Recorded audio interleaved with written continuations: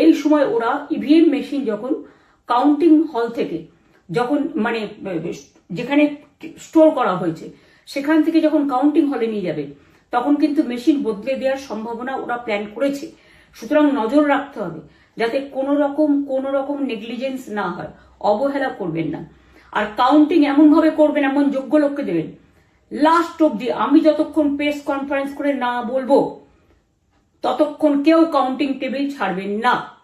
এবং মনে রাখবেন যে টেবিলে যেটা কাউন্ট হয় তারপরে ওরা কম্পিউটারে আপলোড করার সময় সেটাকে চেঞ্জ করে দেয়, মানে আমাদেরটা দিয়ে দেয় বিজেপিকে, বিজেপিটা দিয়ে দেয় আমাদের।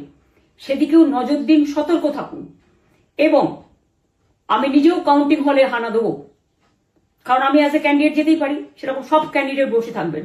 যখন দেখবেন আপনাকে ওয়াশরুমে যেতে হবে বা আপনাকে খাবার খেতে যেতে হবে, একদম স্ট্রেট মনে রাখবেন একজনকে বসিয়ে বিশ্বস্ত, যাতে যাকে কেউ টাকা দিয়ে কিনতে না পারে তবেই যাবেন, তাছাড়া যাবেন না, তাও 2 মিনিটের জন্য। এত কষ্ট করেছেন, এইটুকু কষ্ট কিন্তু করতে হবে বাংলা মায়ের জন্য, বাংলার মানুষকে বাঁচানোর জন্য, বাংলার মানুষের অধিকার রক্ষার জন্য।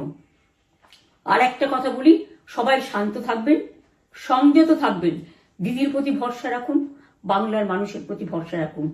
আমাদের মামাটি মানুষের সরকারই আমরা গঠন করছি এবং করব। নিশ্চিন্তে থাকুন, নিশ্চিন্তে শান্তভাবে সংযতভাবে থাকুন। ওরা হামলা করলেও আপনারা এক্ষুনি হামলাতে যাবেন না।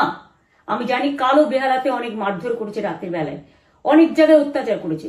ভাঙড়ে আমার কর্মীদের যেভাবে পেটানো হয়েছে, রক্তাক্ত করা হয়েছে, এর জবাব ওদের দিতেই হবে আগামী দিন। এর জন্য আমরা ব্যবস্থা করব, আপনাদের আইন হাতে তুলে নেওয়ার দরকার নেই।